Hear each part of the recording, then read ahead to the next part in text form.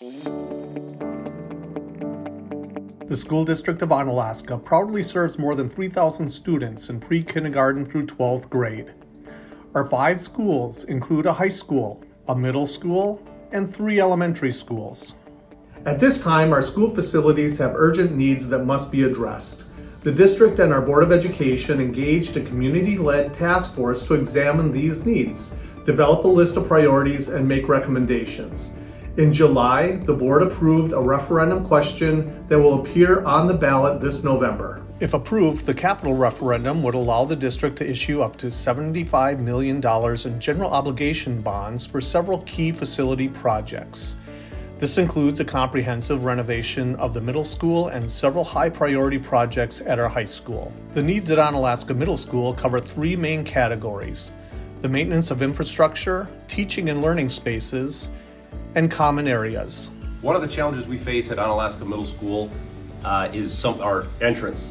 While it is a secure entrance, one of the issues we come across is when visitors are buzzed in, they come in immediately and they're in the hallway right where the students are going back and forth to class several times a day. And that's one of the large challenges we face. In addition to that, the LMC is an open concept, much like our building was many years ago. And so if we have a class in here or students in here trying to work or read or do something and get something done, our transitions throughout the building are noisy enough that they cause disruptions for students that are in the LMC trying to get those things accomplished. Our building was originally designed as an open concept school. What that means is there were no walls. Every wall you see here was put in 2006. So in 2006, we put in the walls and created rooms. We then added the lockers. What that did immediately was create some of the narrowest hallways in our entire district for what I would argue students who require the widest hallways in our entire district. When we did put walls into our building, because it was an open concept school in 2006, you could see the walls and the way they were set up here. We developed these pods of classroom, 4 classrooms in a pod. What we did not do is take into account the HVAC systems and trying to accommodate for the additional walls. So what you'll find in our building is some rooms will be 86, 87 degrees, and some rooms will be 60 or 59 degrees. And that imbalance in the HVAC systems proves to be disruptive to some of our learning environments. Some of the challenges we face with our tech ed department and classroom, and program for that matter, is some very outdated equipment. Most of this equipment that you see here is original to the building back in 1976 and 1977. One of the things we want to really think about, not only from an equipment standpoint, but from a programming standpoint, we want to be able to prepare our students for the careers of the 21st century that are an option for all of them. And right now, we don't have the equipment or the programming that allows us to do that. Some additional challenges that we have here in our band room, our size of the room, primarily. We can't fit a whole band in here for rehearsal, so we have to split up our times that our students have band.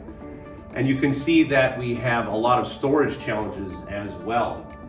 Right now, it's max capacity in terms of storage, and we are storing some instruments and equipment in the hallways, so that students have to go out to the hallways to get their instruments or equipment and bring it back inside. Additionally, all of our music rooms are not up to date in terms of acoustic treatments.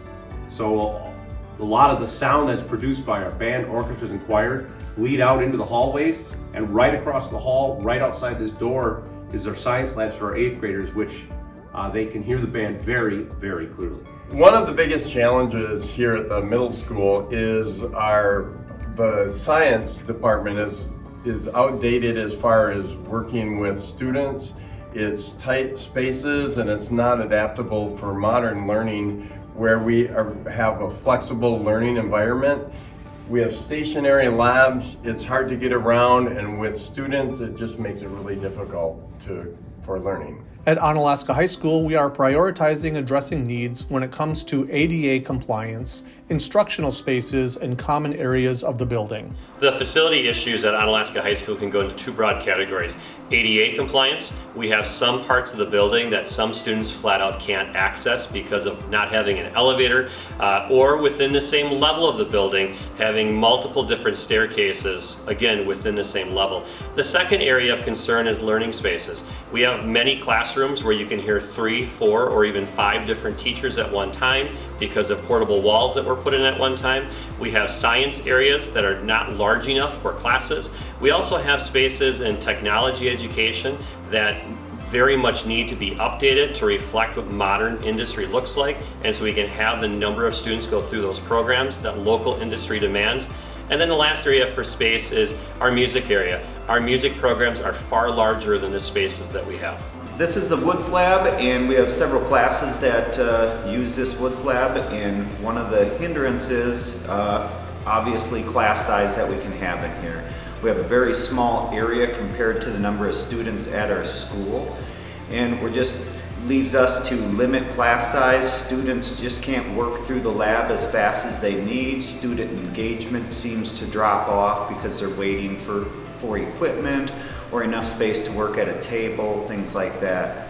The capital referendum would have an estimated tax impact of $60 per year for every $100,000 of fair market value. This is actually much lower than was previously estimated, thanks to additional annual state aid certified on October 14th.